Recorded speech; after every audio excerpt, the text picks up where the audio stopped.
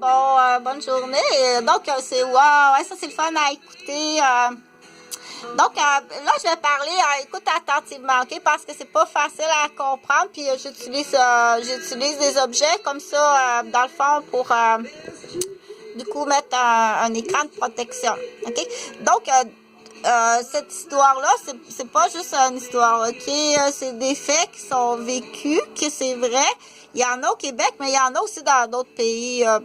Moins maintenant, mais à l'époque, dans les années 1960, en fait, je parle des salles d'accouchement, entre autres, parce que je suis infirmière à salle d'accouchement.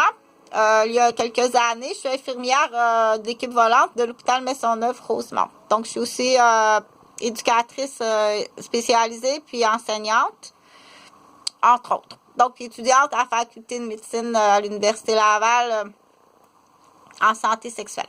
Là, le dossier que je veux traiter, on dit, c'est dans les histoires de la femme du Québec, les accouchements par les toubibs, on va les appeler vraiment les toubibs à l'époque, là. Donc, le système médical du Québec. Donc, on va les appeler les toubibs, puis les pharmaciens aussi. Les pharmaciens qui ont une ristourne monétaire. Dans les toubibs, là, on va parler des accouchements avec de la femme du Québec. C'est pas comme en Afrique, là, des accouchements naturels. Donc, toubib arrive au Québec, puis les femmes accouchent dans des salles d'accouchement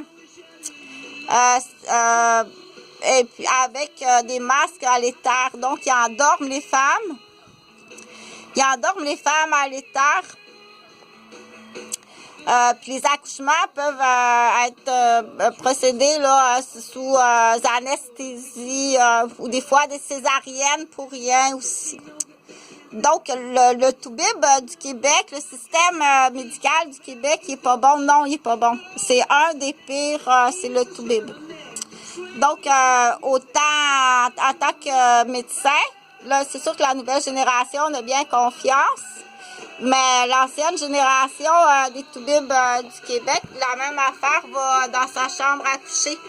Du coup, il y a un magnifique complexe Jean Garipi à débattre et ça va être bien entendu une donation à mon nom. Donc empoisonnement, abus sexuels, abus de confiance, loterie humaine, mentalisation, ben oui Chantal, sont vivants tes enfants, peut-être plus toubib, peut-être plus dégueulasse que qu'est-ce qu'on peut penser. Donc, ça sera un camp papillon pour les étudiants. Donc, c'est après l'ambassade, mets-moi ça dans un bunker, cette vieille chienne-là. Donc, je continue pour parler de l'histoire des salles d'accouchement au Québec. Donc, toubib qui veut faire de l'argent, là, ça reste que l'homme du Québec, ça reste l'homme du Québec, OK? Toubib qui veut faire de l'argent, qui voit arriver la femme, mettons, la fille du cultivateur à la salle d'accouchement. C'est pas impossible qu'elle ait pris le beau bébé. Qui ça, Ben, quelqu'un de la ville. Puis qu'elle t'ait mis un hibou de la crèche pour marquer qu'ils ont pas mal toutes la même caractéristique, ces hiboux-là, là, les grandes dents écartillées d'en avant, là.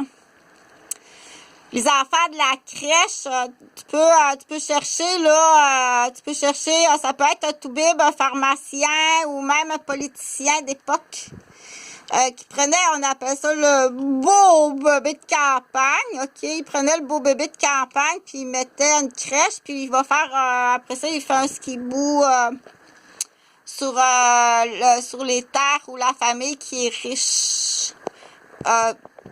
Donc, ça, c'est dégueulasse, là, dans l'histoire, là. c'est assez dégueulasse, mais c'est prémédité. Il faut qu'il ait pensé à ça d'avance, de faire des bébés à crèche. Donc, c'est une série, c'est facile de dire...